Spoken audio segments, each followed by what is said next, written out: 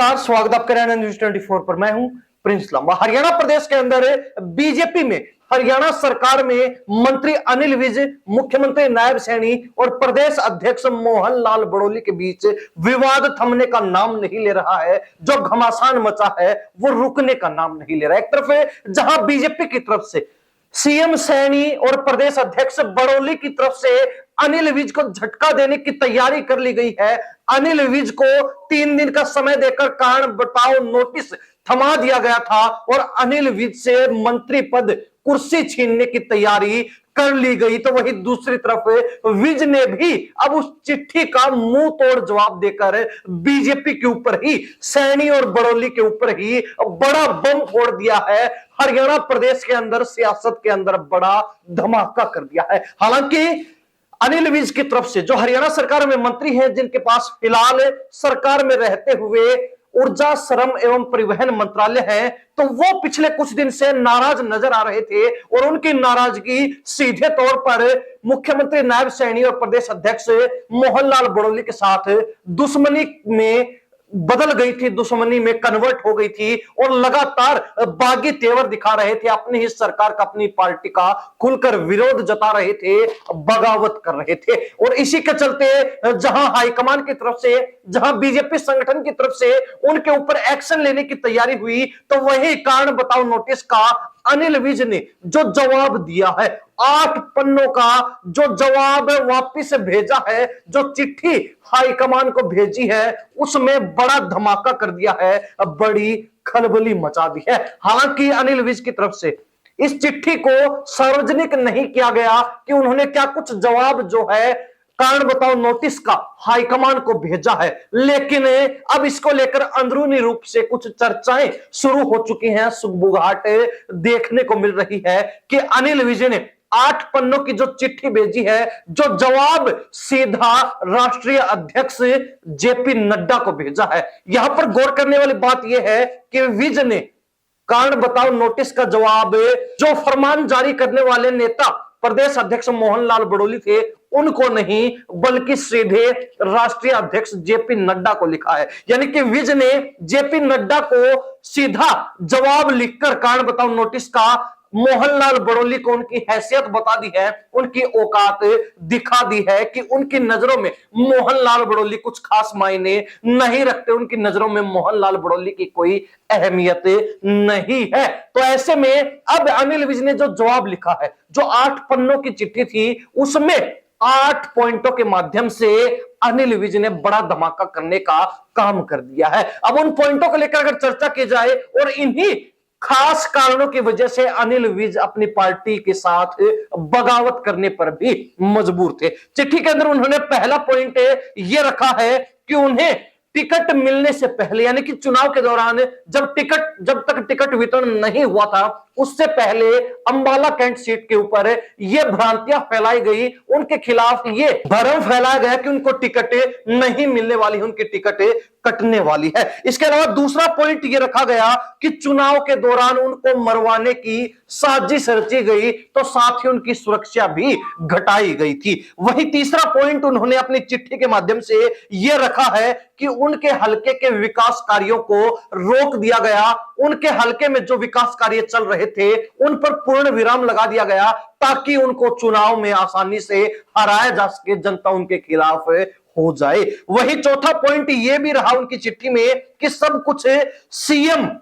नायब सैनी और प्रदेश अध्यक्ष मोहनलाल बड़ोली को उन्होंने विस्तार से बताया, सबूत भी रखे, लेकिन बावजूद इसके 100 दिन बीत जाने के बाद भी उनकी तरफ से कोई एक्शन नहीं लिया गया, कोई भी कार्रवाई नहीं की गई। पांचवा पॉइंट ये रखा गया है कि अंबाला कैंट सदर थाने के जो एसएचओ थे, जिनको लेकर मंत्री अनिल विज ने सीधा डीजीपी को फोन लगाया था और उनको कहा था कि उनको सस्पेंड किया जाए, वो अपना काम अच्छे तरीके से नहीं कर रहे हैं, लोगों को परेशान किया जा रहा है, तो उनको भी सस्पेंड नहीं किया गया। वही छठा पॉइंट ये भी है कि अंबाला में बीजेपी के जो कोषाध्यक्ष आशीष तायल थे, उनके खिलाफ अनिल विज ने सबूत रखे, सबूत सबके सामने पेश किए, लेकिन बावजूद उसके समय रहते आशीष तायल पर कोई भी एक्शन नहीं लिया गया। आशीष तायल के खिलाफ अनुशासन तोड़ने के चलते पार्टी की नीति के खिलाफ जाकर काम करने के लिए किसी भी तरीके से कार्रवाई नहीं की गई। वही सातवां पॉइंट यह है कि खिलाफ चुनाव लड़ रही, यानी कि अंबाला कैंट सीट के ऊपर जो उनकी प्रतिद्वंदी निर्दलीय चुनाव लड़ रही थी चित्रा सरवारा, उनको भाजपा में शामिल करवाने की भी साजिश रची गई ताकि अनिल विज की टिकट काटी जा सके और उनको भाजपा से टिकट दिलवाई जा सके। तो इसके साथ ही आठवां और आखिरी पॉइंट उन्होंने चिट्ठी में यह भी रखा कि कारण बताओ नोटिस को कुछ लोगों के द्वारा जानबूझकर सार्वजनिक किया गया है, लीक किया गया है। जबकि यह मामला मंत्री और पार्टी संगठन के बीच का था, तो संगठन को उनको गोपनीय तरीके से संपर्क करना चाहिए था, चिट्ठी भेजनी चाहिए थी और वो भी अपना जवाब गोपनीय तरीके से ही भेजते। लेकिन इन सब के बावजूद भी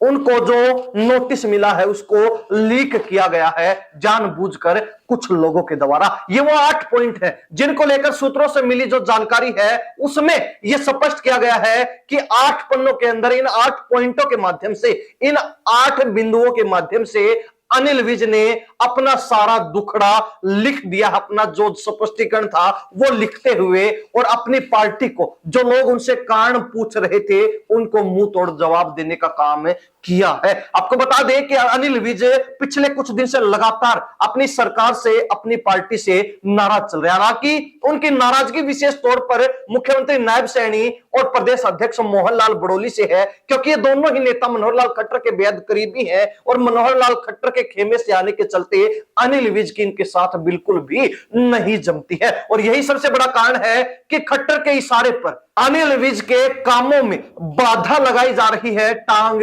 अड़ाई जा रही है, जो उनको बिल्कुल भी रास नहीं आ रही। और ये बात उनको हमेशा से ही खटकती रही है कि उनके कामों में रोड़ा क्यों लगाया जा रहा है। और इसी के चलते अब अनिल विज ने जहां अपनी ही पार्टी की बगावत कर दी, अपनी पार्टी को आंख दिखाने का काम किया, तो साथ ही अपनी पार्टी के नेताओं को भी मुंह तोड़ जवाब देने का हैसियत बताने का काम कर दिया है। अनिल विज जिनको शांत करने का भी प्रयास किया गया, लेकिन बावजूद इसके उनका जो दबंग अंदाज है, उनका जो रवैया है वो साफ तौर पर यह जाहिर कर देता है, यह प्रतीत कर रहा है कि वो चुप जरूर हुए हैं, वो बेशक चुप है, कुछ बोल नहीं रहे, लेकिन अपनी पार्टी से नाराज अब भी है। और उन्होंने जिस तरीके से 8 पन्नों का स्पष्टीकरण भेजा है, 8 पन्नों के माध्यम से जो चिट्ठी जवाब की भेजी है, वो ये स्पष्ट कर रही है कि अनिल विज ने अपने स्पष्टीकरण के माध्यम से, अपने जवाब के माध्यम से भाजपा के ऊपर, सैनी और बड़ोली के ऊपर बड़ा बम फोड़ दिया है,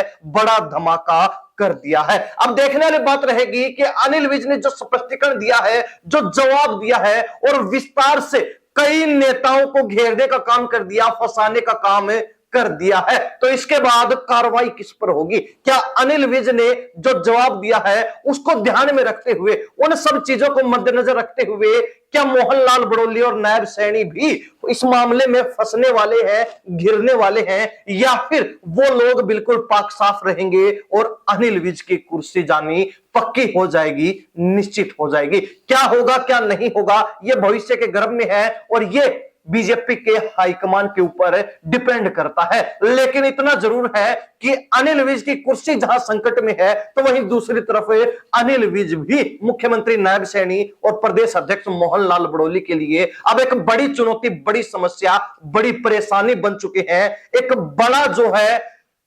रोड़ा बन चुके हैं और कहीं ना कहीं अनिल विज ने ही दोनों बड़े नेताओं को, जो हरियाणा प्रदेश के अंदर दोनों प्रमुख पद संभाल रहे हैं, उनकी जिम्मेदारियां उनके कंधों पर है, उनको फंसाने का, उनको घेरने का काम कर दिया है। हरियाणा प्रदेश की जनता इस पूरे मामले को लेकर क्या सोचती है, इस मामले में आपको कौन सही और कौन गलत लगता है, अपनी प्रतिक्रिया कमेंट के माध्यम से जरूर लिख दीजिए। इन्हीं सब बातों के साथ मैं प्रिंस लांबा, हरियाणा न्यूज 24। नमस्कार, जय हिंद।